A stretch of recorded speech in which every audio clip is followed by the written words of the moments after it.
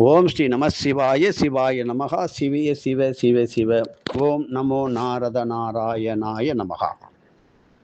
நாம் முக்கியமாக ஒன்றை தெரிந்து கொள்ள வேண்டும். எதிர்வரும் 27/8/2026 வியாழக்கிழமை என்று மூல நட்சத்திரத்தினுடைய ஸ்தலமான மப்பேடு சிங்கீஸ்வரர் ஆலயத்திலே புஷ்ப குஜாம்பாள் சமேத ஸ்ரீ சிங்கீஸ்வரர் ஆலயத்தில் நடக்கும் பவித்திர உற்சவம். பவித்திர உற்சவம் என்றால் என்ன தெரிந்து கொள்வோம். அதாவது நொடி, நிமிடம், மணி, யாமம் என்கின்ற ஜாமம், நாள், பக்ஷம், மாதம், ருது, அயனம், வருடம் என்ற வரிசையிலே ஓடிக்கொண்டு இருக்கின்றது காலம். இப்படி அந்த காலத்தின் உருவமாக இருந்து கொண்டு ஆன்மாக்கள் செய்யும் நல்வினை தீவினைகளுக்கு எல்லாம் சர்வ சாட்சியாக விளங்குகின்றார் இறைவன். ஆகையால் நாம் செய்யும் கர்மாக்களின் நிறை குறைகளை நீக்கி பவித்திரமாகிய நூல்களிலே சேர்க்கப்பட்ட கர்ம பலன்களை இறைவன் அவனிடமே நாம் அர்ப்பணித்து செய்கின்ற ஒரு வருட காலத்திற்காக செய்யப்படும் பெரும் சாந்தியே இந்த பவித்திர உற்சவம் விழா எனப்படுகிறது. தெரியாதவர்களுக்கு இது புரியும். மந்திர திரவிய பொருட்கள், கிரியா செய்யும் காரியம், இப்படி 3 வகைகளிலே செய்யும் செயல் ஆகும். மந்திரம் இறைவனை பற்றி போற்றுதல், ஓதுதல், அர்ச்சனை செய்வதல். திரவியம் என்கின்ற பொருள்கள் பூஜை செய்யும் பொருட்கள், பலவிதமான சாமான்கள். கிரியா செயல்கள் செய்யப்பட்டு அப்படி வழிபடுதல். இப்படி 3 கடமைகளையும் தினம்தோறும் செய்ய இயலாமல் அப்படி போவதாலோ மற்றும் அரை குறையுமாக ஏனோ தானோ என்று சில நேரங்களில் செயல்பட்டு விடுகின்றார்கள்.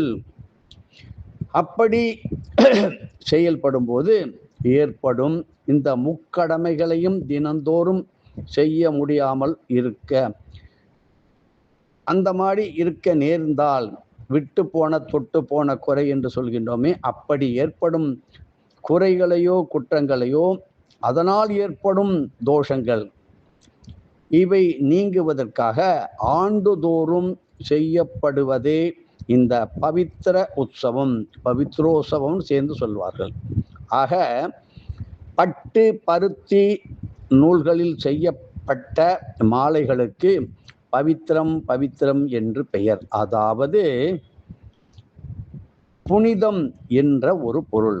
பூஜைகளுக்கு அந்த மாதிரி ஏற்பட்ட பூஜை குறைவினால் உண்டாகும் பாவத்தை தடுத்து அதை முழு நிறைவு செய்து புனிதமாக்குவதால் பவித்திரம் என்னும் பெயரை பெறுகிறது. இது யார் சொல்கின்றார்கள்? ஆகம சாஸ்திரங்கள் கூறுகின்றன. இதை தனி மனிதன் கூறவில்லை.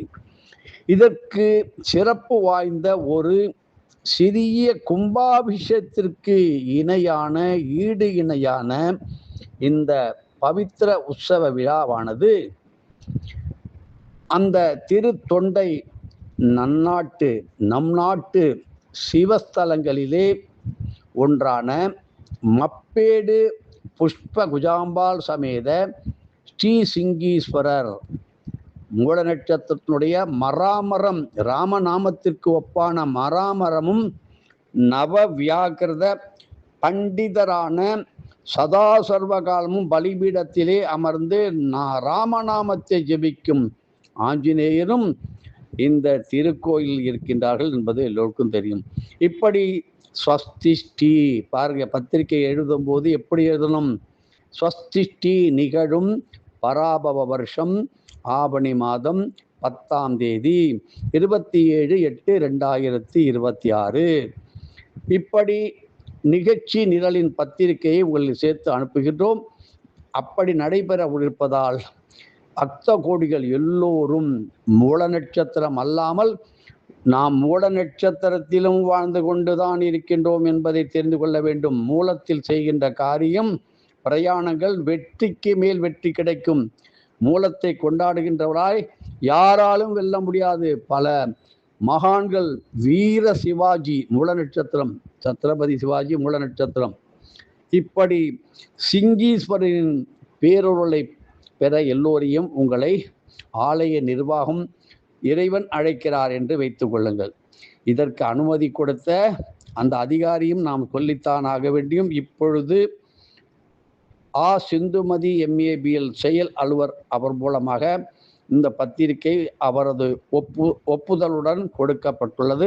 ஆலய அர்ச்சகர் திரு கார்த்திகேயன் அவர்களை தொடர்பு கொண்டு நீங்கள் ஆலயத்திற்கு தேவையான பொருள் திரவிய உதவிகளை செய்து அன்னதான ஹோம கைங்கரியங்களுக்கு தேவையானவற்றை வாரி வழங்குங்கள்.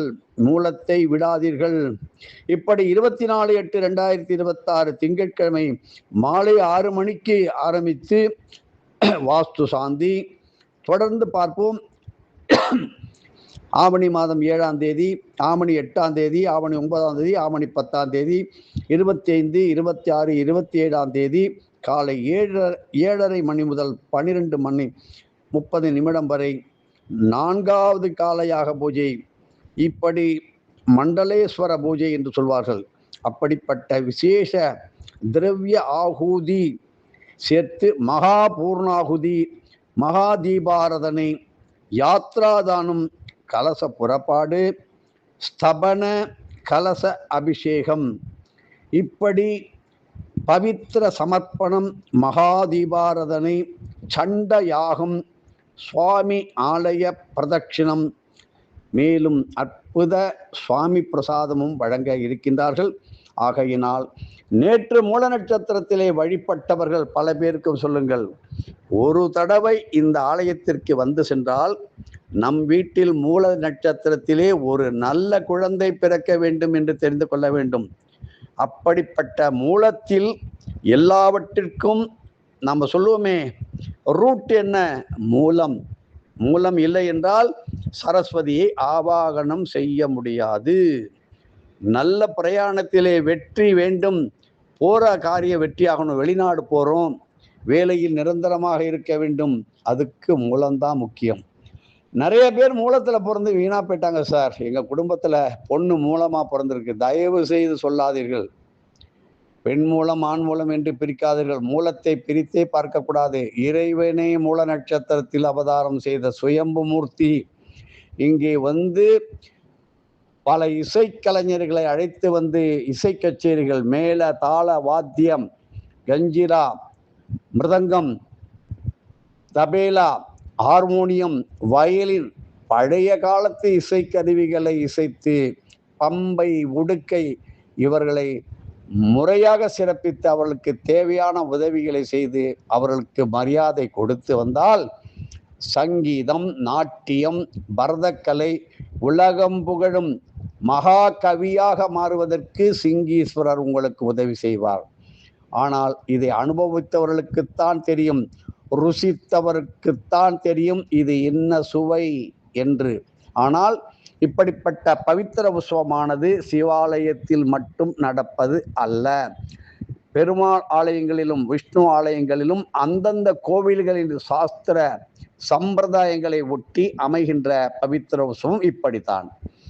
பிரம்ம உற்சவம் என்கின்ற ஒரு நிகழ்ச்சியிலே பிரம்மதேவன் பங்கேற்பார்.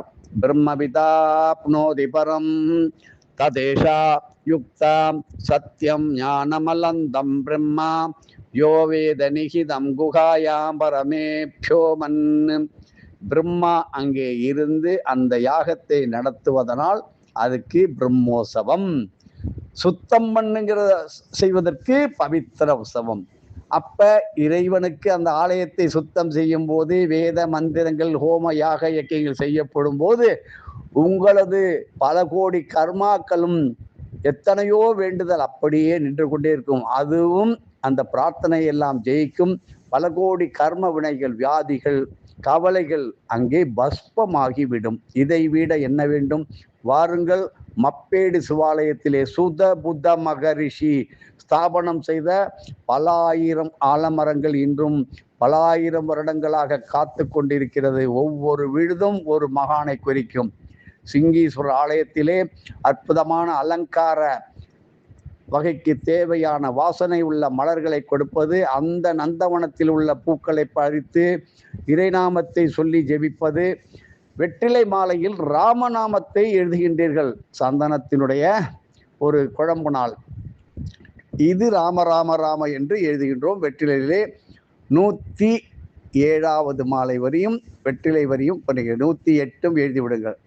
109வது வெற்றிலையை எடுத்து என்ன செய்ய வேண்டும்?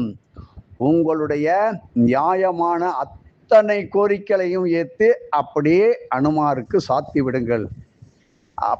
சாற்றிய 24 நிமிடத்திற்குள் உங்களுக்கு அது சாங்ஷன் ஆகிவிடும். இப்படித்தான் ராமநாமத்தை எழுதி மாலை சாற்ற வேண்டும் என்பது ஒரு விதி இருக்கிறது என்பதை ராமநாமத்தை எழுதி வெற்றிலை மாலை போட்டவர்களுக்கு அடடா விட்டு விட்டோமே என்று நினைக்க வேண்டாம். இப்பொழுது கூட உங்களுக்கு காரியம் கெட்டு போகவில்லை, நன்மையே நடக்கும். எதுவும் என்னுடையதல்ல, அனைத்தும் உன்னுடையதே. அருளாலா அருணாச்சலா.